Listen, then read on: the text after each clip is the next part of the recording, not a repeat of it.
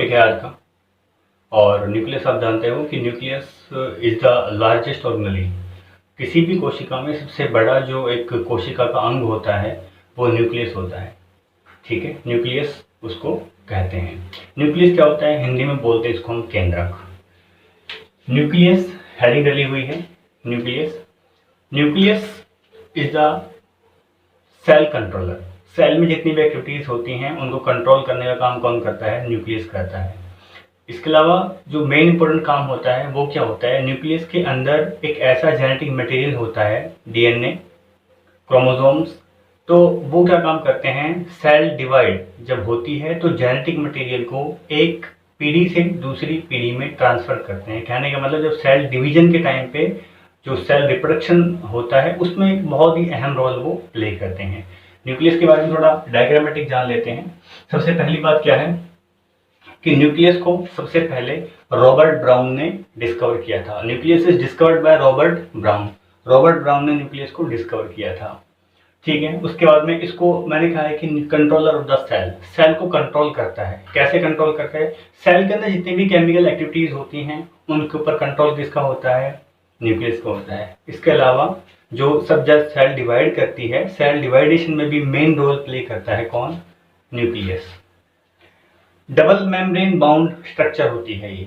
ठीक है, जो न्यूक्लियस होता है उसकी दो मेम्ब्रेन होती है। आप यहाँ देखिए, एक मेम्ब्रेन ये अंदर वाली है, ये ब्लू कलर से जो ड्रॉ की हुई है ये इनर मेम्ब्रेन है, ये इनर मेम्ब्रेन यहाँ लिखा हुआ है। और जो बाहर ब्लैक कलर से ड्रॉ की हुई है वो है आउटर मेम्ब्रेन। तो एक मेम्ब्रेन अंदर है, दूसरी मेम्ब्रेन बाहर है, इसको हम क्या बोलते हैं, डबल मेम्ब्रेनस स्ट्रक्चर है। दूसरी बात, ये डबल मेम्ब्रेन कुछ खास स्थान पर क्या करती है, कुछ खास जगहों पर ये दोनों मेम्ब्रेन ऐसे चिपक जाती हैं। ठीक है, तो ये वाली जगह पे चिपक गई हैं, ये वाली जगह से यहाँ पे इस तरीके से क्या दोनों मेम्ब्रेन आपस में चिपक जाती हैं, फ्यूज हो जाती हैं। और यहाँ से एक छेद बनता है, एक पोर बनता है, उस पोर को हम बोलते हैं न्यूक्लियर पोर।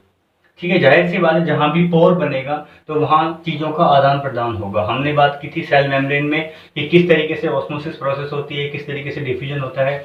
ऐसे ही जो न्यूक्लियस के अंदर जो प्रोटीन्स बनेंगी, कुछ और एसेंशियल सब्सटेंस बनेंगे, वो न्यूक्लियस के बाहर कैसे लाए जाए साइटोप्लाज्म में। देखो ये प्लाज्मा मेम्ब्रेन है, ये सेल मेम्ब्रेन लिखी हुई है मैंने यहाँ पे, सेल मेम्ब्रेन है ये सेल मेम्ब्रेन लिखी हुई है। तो यहाँ जो सेल मेम्ब्रेन के अंदर ये सारा जो मटेरियल है पूरा यहाँ न्यूक्लियस के बाहर ये साइटोप्लाज्म है। ठीक है, साइटोप्लाज्म क्या है, एक लिक्विड सब्सटेंस।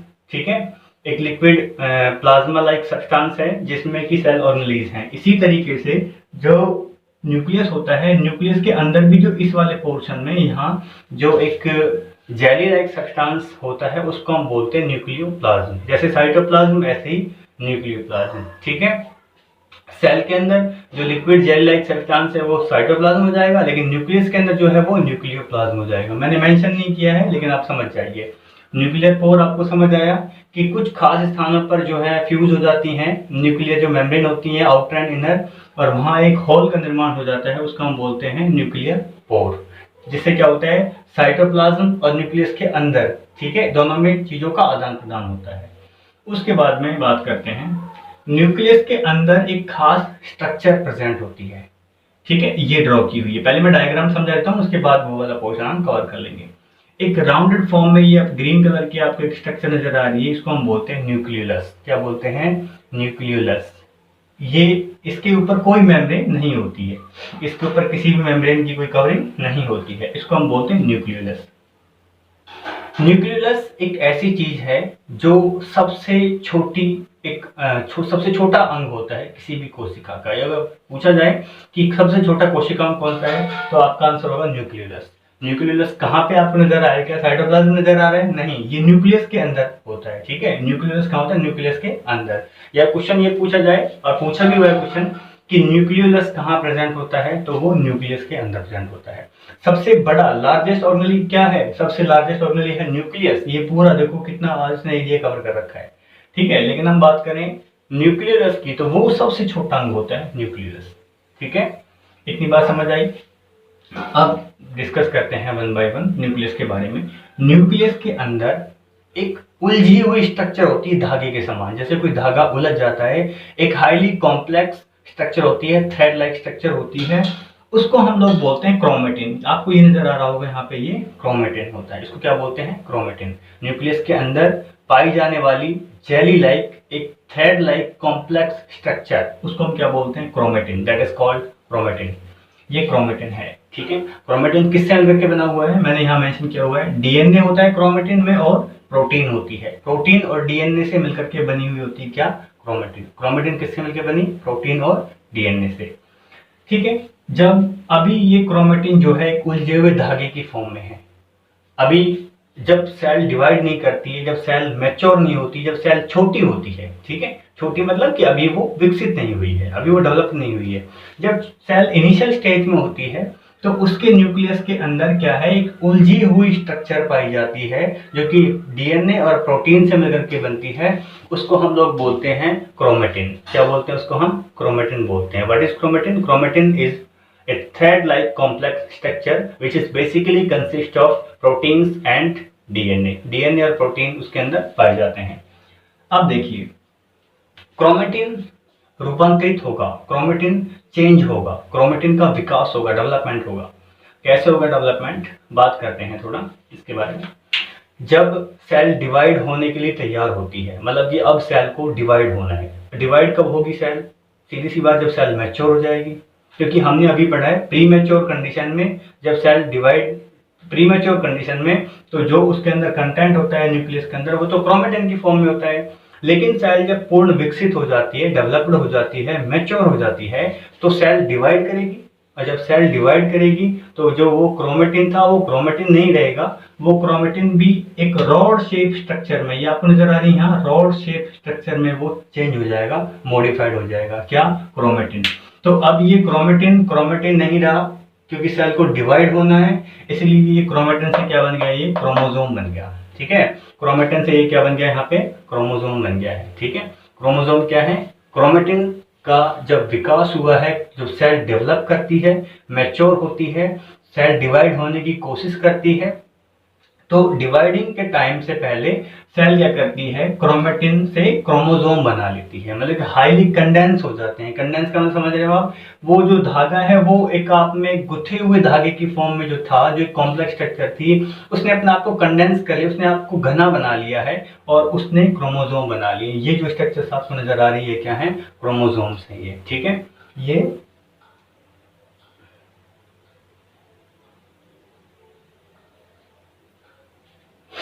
ये क्रोमोसोम्स हैं, ठीक है। ये क्रोमोसोम है, किससे बने? क्रोमेटिन से। अक्सर कंफ्यूजन रहती है कि क्रोमेटिन और क्रोमोसोम में क्या अंतर है। क्रोमेटिन एक हाईली कॉम्प्लेक्स स्ट्रक्चर है जो कि सेल प्री मैच्योर कंडीशन में जब होती है, जब सेल छोटी होती है, जब सेल मैच्योर नहीं होती है उस कंडीशन पर। लेकिन जब सेल डिवाइड होने के लिए तैयार होती है, इसका मतलब सेल मैच्योर हो चुकी है, तो मैच्योर सेल में डिवाइडेशन के टाइम पे इसमें क्रोमेटिन नहीं क्रोमोसोम पाया जाएगा, क्रोमेटिन क्रोमोसोम में कन्वर्ट हो जाएगा, ठीक है। अब क्वेश्चन बेसिकली पूछा जाए कि क्रोमोसोम किससे मिलकर बना है? सेम क्वेश्चन भाई, केमिकल कंटेंट तो उसका अंदर सेम रहेगा, ठीक है।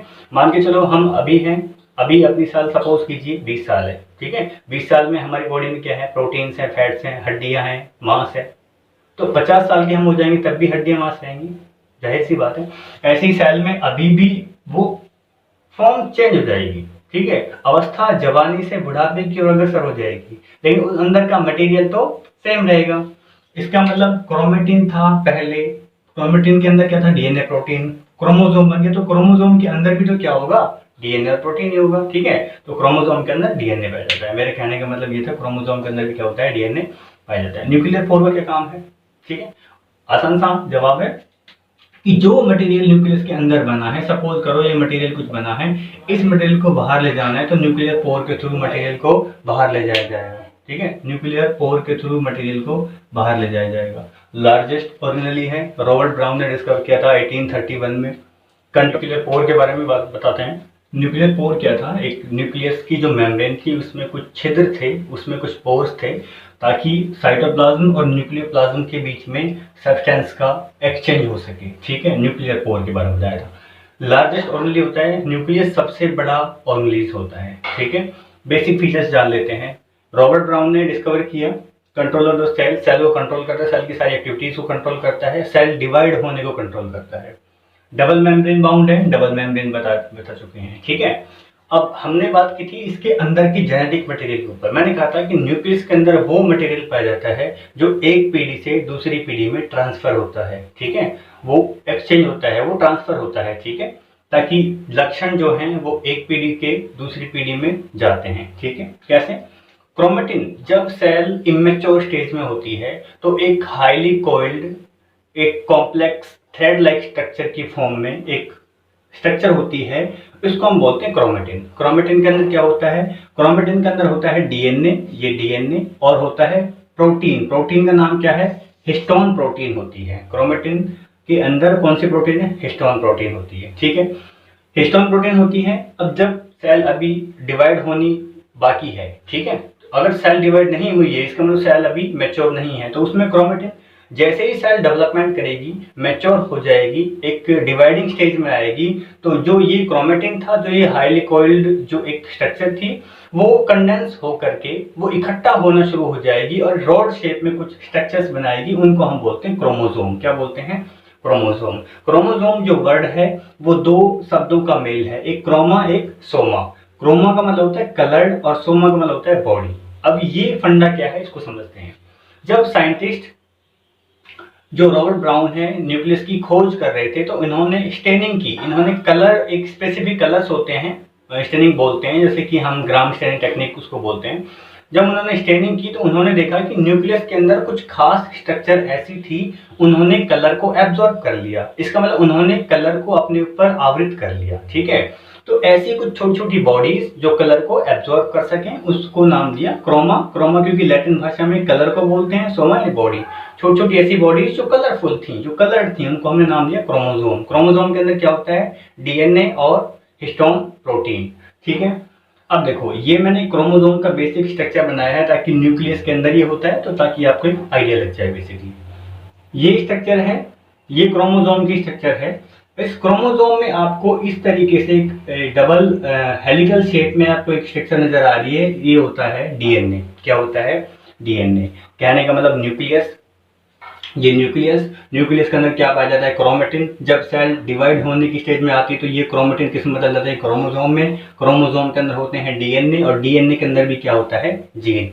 और जीन वो यूनिट है जो लक्षणों को, जो कैरेक्टर्स को एक पीढ़ी से दूसरी पीढ़ी में लेकर के जाती है। आपने सुना होगा कि कुछ लक्षण हमारे अंदर, हमारे माता पिता के, हमारे पेरेंट्स के, हमारे जो हैं कुछ उनके लक्षण हमारे अंदर होते हैं, हमारे लक्षण हमारी जो नेक्स्ट जनरेशन आएगी उसमें जाते हैं। तो कहने का तात्पर्य ये हुआ कि जीन के माध्यम से वो लक्षण एक पीढ़ी से दूसरी पीढ़ी में जाते हैं। जीन किसके अंदर है? डीएनए के अंदर। डीएनए किसके अंदर है? क्रोमोसोम के अंदर। क्रोमोसोम किसकी फॉर्म में था? क्रोमेटिन फॉर्म में। क्रोमेटिन कहाँ था? न्यूक्लियस में, ठीक है।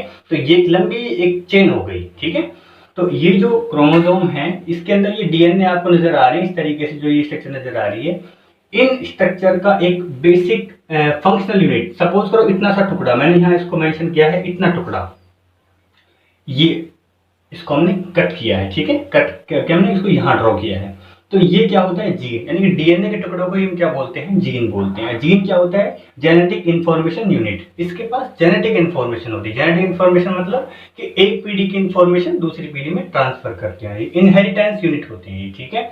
अब एक पॉइंट बचा हुआ है, न्यूक्लियोलस। एक पॉइंट बचा हुआ है, बहुत इंपॉर्टेंट पार्ट है न्यूक्लियोलस, इसके बारे में जानते हैं। अक्सर क्वेश्चन यहाँ से पूछे जाते हैं, ठीक है। न्यूक्लियोलस क्या है? देखो, ये आपको स्ट्रक्चर नजर आ रही है यहाँ पे, ये जो ग्रीन कलर की छोटी सी न्यूक्लियस के अंदर एक स्ट्रक्चर है, इसको हम बोलते हैं न्यूक्लियोलस। क्या बोलते हैं? न्यूक्लियोलस। अब न्यूक्लियोलस के बारे में जानते हैं क्या होता है। देखो, न्यूक्लियोलस एक ऐसी बॉडी है, छोटी सी एक ऐसा कोशिका का अंग होता है जो कि न्यूक्लियस के अंदर पाया जाता है। न्यूक्लियोलस न्यूक्लियस के अंदर पाया जाता है, ठीक है। ये सबसे छोटा ऑर्गेनली होता है कोशिका। क्वेश्चन आपसे पूछ जाए कि which is the largest organelle, तो आप कहोगे nucleus, and which is the smallest organelle, आप कहोगे न्यूक्लियोलस। देखो, ये न्यूक्लियोलस हुआ, ये स्मॉलेस्ट सेल ऑर्गेनली है, सबसे छोटा है। इसका काम क्या होता है? ये दो चीजें बनाता है जो कि बहुत इंपॉर्टेंट है। ये एक तो आरएनए बनाता है और एक बनाता है राइबोसोम। राइबोसोम आपको याद आया होगा क्या है, राइबोसोम प्रोटीन बनाने वाली यूनिट्स थी, ठीक है। जो राइबोसोम होते हैं ना, वो छोटी छोटी दो यूनिट से मिलकर के बनती है, दो सब यूनिट्स होती हैं, उन दो सब यूनिट्स के जुड़ने से राइबोसोम बनते हैं। तो ये दो सब यूनिट जो हैं, इनके जुड़ने से ये राइबोसोम बन गया। तो ये दो सब यूनिट किसने बनाई, ये न्यूक्लियोलस ने बनाई। किसने बनाई, ये न्यूक्लियोलस ने, ठीक है। क्वेश्चन पूछा जाता है कि cell organelle, within the cell organelle, मतलब कि कोशिका का अंग जो कोशिका के अंग के अंदर पाया जाए। तो ये न्यूक्लियस क्या है, कोशिका का अंग है, सेल ऑर्गेनेली। इसके अंदर भी एक सेल ऑर्गेनेली पाया जाता है, वो क्या है, न्यूक्लियोलस, ठीक है। तो न्यूक्लियोलस वाला जो पार्ट है वो काफी इंपॉर्टेंट है, इस पे आपको ध्यान देने वाली बात है कि ये आरएनए और राइबोसोम बनाता है, ठीक है। बात समझ आ गई इतनी, राइबोसोम बनाता है, प्रोटीन की फैक्ट्री का निर्माण करता है ये। तो ये सब हुआ न्यूक्लियस के बारे में। अब कुछ जीव ऐसे होते हैं जिनमें न्यूक्लियस एक वेल डिफाइंड फॉर्म में पाया जाता है, ठीक है। और कुछ जीव ऐसे होते हैं, कुछ सेल्स ऐसी भी होती हैं जिनमें न्यूक्लियस जो है ऐसे नहीं पाया जाता। जो ये मेम्ब्रेन है, ये मेम्ब्रेन नहीं पाई जाएगी। सपोज करो ये मेम्ब्रेन नहीं पाई जाएगी, ठीक है। इस मेम्ब्रेन का हम रप्चर कर देते हैं, ये हमने इसको ऐसे रप्चर कर दिया, और ये अब देखो, तो क्या जरूरी है सेल ऑर्गेनेली ऐसे ही पाए जाएं? जो इसके अंदर का जो मटेरियल है वो ऐसा इकट्ठा तो पाया नहीं जाएगा, वो बिखरा हुआ होगा। हो सकता है ये क्रोमेटिन जो है इस तरीके से हो सकता है यहाँ पर क्रोमोसोम हो इस तरीके से बिखरा हुआ, तो पूरी सेल में वो बिखरा हुआ स्ट्रक्चर होगा, ठीक है। तो जिनमें ये बिखरा हुआ क्यों है, सोचने वाली बात है। बिखरा हुआ इसलिए है क्योंकि इसके ऊपर पैकेजिंग नहीं है। पैकेजिंग का मतलब इसके ऊपर न्यूक्लियर मेम्ब्रेन नहीं है। अगर न्यूक्लियर मेम्ब्रेन नहीं है तो जो न्यूक्लियस का मटेरियल है, ठीक है, वो सारा बिखरा हुआ होगा सेल के अंदर, सेल मेम्ब्रेन के अंदर बिखरा हुआ होगा पूरा। देखो यहाँ क्रोमेटिन है, यहाँ पर क्रोमेटिन पाया जाता है, तो ऐसे बिखरा हुआ है। तो क्या ये वेल डिफाइंड हुआ? नहीं, ये वेल डिफाइंड नहीं है। अगर यहाँ मैं इस तरीके से ऐसे बाउंड कर दूं, ठीक है, देखो सारा मटेरियल फिक्स स्ट्रक्चर के अंदर इन्वॉल्व है, फिक्स स्ट्रक्चर के अंदर बाउंडेड फॉर्म में है, तो हम कह सकते हैं भाई ये न्यूक्लियस है, ठीक है। ये क्या है, न्यूक्लियस है। तो जिनमें वेल डिफाइंड न्यूक्लियस पाया जाए उसको हम बोलते हैं यूकैरियोटिक, और जिनमें नहीं पाया जाए उनको हम बोलते हैं प्रोकैरियोटिक। न्यूक्लियर मेम्ब्रेन के अकॉर्डिंग कि न्यूक्लियर मेम्ब्रेन प्रेजेंट है या एब्सेंट है, हमने सेल्स को दो पार्ट में डिवाइड किया, ठीक है। न्यूक्लियस के बेसिस से बात करें, ये भी न्यूक्लियस का ही एक आधार है। न्यूक्लियस जो है उसमें न्यूक्लियर मेम्ब्रेन होती है, आप जानते हो भली भांति, डबल मेम्ब्रेन स्ट्रक्चर मैंने बताया था। क्या न्यूक्लियर मेम्ब्रेन सभी जीवों की सेल्स में पाई जाती है? क्या जरूरी है कि हर किसी की सेल में न्यूक्लियर मेम्ब्रेन पाई जाए? इस बात को डिस्कस करने के लिए हमने यहाँ कंटेंट लिखा है सारा। अगर न्यूक्लियर मेम्ब्रेन प्रेजेंट है तो उन सेल्स को हम बोलेंगे यूकैरियोटिक सेल्स या यूकैरियोट बोलेंगे। क्या बोलेंगे उनको? Eukaryote, EUKARYOT, eukaryote. अगर न्यूक्लियर मेम्ब्रेन प्रेजेंट नहीं है उसको हम बोलेंगे प्रोकैरियोट, ठीक है। सेल्स दो टाइप की हुई, eukaryotic cells and prokaryotic cells. अगर न्यूक्लियर मेम्ब्रेन प्रेजेंट है, झिल्ली उपस्थित है, तो वो यूकैरियोट, वरना अगर नहीं है तो प्रोकैरियोट। तो जब सपोज करो कोई सेल है, सेल के अंदर जेनेटिक मटेरियल है, न्यूक्लियस का मटेरियल है, अगर झिल्ली होगी, उसके चारों ओर का एक कवरिंग होगी, तो सारा मटेरियल बड़े अच्छे तरीके से उसमें एक झिल्ली के अंदर इस तरीके से बंद होगा, ठीक है। ये झिल्ली है, इसमें सारा मटेरियल बंद है, तो ये वेल डिफाइंड, इसको अच्छे तरीके से आप परिभाषित कर सकते हो। आपको सामने नजर आ रहा है, ठीक है, कंटेंट नजर आ रहा है, कंटेंट बिखरा हुआ नहीं है, कंटेंट नजर आ रहा है। आप कह सकते हो कि हाँ ये वाला पोर्शन जो है उसमें न्यूक्लियस है। जैसे यहाँ इस वाली सेल में ये सारा मटेरियल इस वाली मेम्ब्रेन से कवर्ड है, तो आप कह सकते हो कि ये वेल डिफाइंड है। इसको आप डिफाइन कर सकते हो कि यहाँ है। इस वाली सेल में देखो आप, क्या आपको पता लग रहा है कहाँ पे है जेनेटिक मटेरियल? पूरा बिखरा हुआ है साइटोप्लाज्म के अंदर, तो इसमें वेल डिफाइंड न्यूक्लियस हुआ। ये पॉइंट समझ आया? वेल डिफाइंड न्यूक्लियस कौन सा है? जिसका जेनेटिक मटेरियल न्यूक्लियर मेम्ब्रेन से बाउंड है। या कहने का मतलब सिंपल भाषा में, जिस सेल में न्यूक्लियस की मेम्ब्रेन है, ठीक है, न्यूक्लियस की मेम्ब्रेन है, तो ये वेल डिफाइंड हुआ, और ये वेल डिफाइंड नहीं हुआ, नॉट वेल डिफाइंड। अगर जेनेटिक मटेरियल ऐसे ही बिखरा हुआ पड़ा है सेल में, तो उस जेनेटिक मटेरियल को हम बोलते हैं न्यूक्लियोइड। क्या बोलते हैं? न्यूक्लियोइड। ये इंपॉर्टेंट पार्ट है, इसको आपको ध्यान रखना है, ठीक है। इसको हम बोलते हैं ये nucleoid. This is nucleoid. Nucleoid क्या है? जिस जेनेटिक मटेरियल में या जिस न्यूक्लियर मटेरियल में जो है मेम्ब्रेन ना पाई जाए, ऐसे ही बिखरा हुआ हो कंटेंट, वो क्या कहलाएगा? Nucleoid.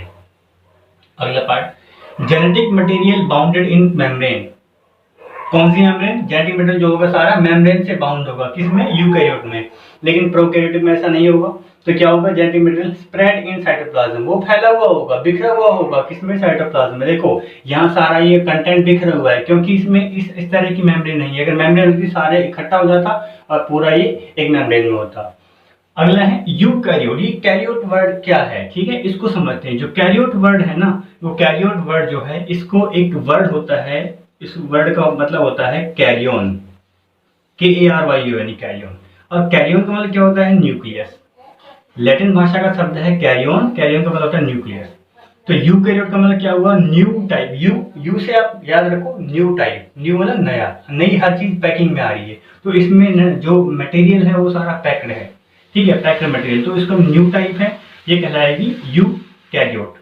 Eukaryote means new type nucleus, जिसमें नया टाइप न्यूक्लियस कौन सा होगा? जो पैक होगा। आजकल चीजें देखो, पुराने टाइम की बात करें, चीजें क्या थी? पैकिंग में नहीं आती थी, ठीक है। लेकिन आजकल आप देखते हो शुगर भी, और भी बहुत सारे मटेरियल, वो हर चीज आप चाहे उसमें आधा किलो की पैकिंग ले लो, चाहे 1 किलोग्राम की ले लो, हर चीज पैक्ड है, क्योंकि जमाना न्यू है, नया है, ठीक है। ऐसी न्यू टाइप की जो सेल होगी उसमें पैकिंग में स्ट्रक्चर होगी, जो किसकी? न्यूक्लियस की। और प्रो यानी कि प्रिमिटिव टाइप, पुराना ओल्ड टाइप न्यूक्लियस जिसमें होगा, अर्थात जिसके अंदर पैकेजिंग नहीं होगी, प्रॉपर तरीके से मेम्ब्रेन नहीं होगी, वो क्या हो जाएगा? प्रोकैरियोट, ठीक है। अब बात करते हैं, एक इंपॉर्टेंट पार्ट है जो इसमें से रह गया था। देखिए, क्या न्यूक्लियस हर सेल में पाया जाता है? बात यह आती है, क्या न्यूक्लियस हर सेल में पाया जाता है? ठीक है, जिन कुछ ऐसी सेल्स हैं, सपोज करो कुछ ऐसी सेल्स जिसमें न्यूक्लियस ना पाया जाए, उसको हम बोलते हैं ई न्यूक्लिएटेड। ई न्यूक्लिएटेड सेल्स कौन सी? जिसमें क्या हो? जिसमें एब्सेंट हो, क्या? एब्सेंट हो, जिसके अंदर क्या एब्सेंट हो? न्यूक्लियस, जिसके अंदर न्यूक्लियस एब्सेंट हो, उनको हम क्या बोलेंगे? उसको हम बोलते हैं ई न्यूक्लिएटेड सेल्स। एग्जाम्पल की बात करते हैं, ह्यूमन आरबीसी, ठीक है। Human RBC, red blood corpuscles, हमारी जो ब्लड की सेल्स होती हैं जिसकी वजह से हमारे खून का रंग लाल होता है, ठीक है, वो आरबीसी होती हैं। उन आरबीसीज के अंदर क्या होता है? न्यूक्लियस प्रेजेंट नहीं होता है, ये ध्यान रखने वाली बात है। एक प्लांट सेल में आप डिस्कस करते हो, प्लांट्स की जब आप एनाटॉमी पढ़ोगे, आप उसमें पढ़ते हो सीव ट्यूब सेल्स। ये दो सेल्स ऐसी हैं, ये प्लांट के अंदर हुई और ये ह्यूमन बॉडी के अंदर, जिनमें न्यूक्लियस नहीं पाया जाता, और इनको हम लोग बोलते हैं ई न्यूक्लिएटेड सेल्स, ठीक है। So this is all about nucleus.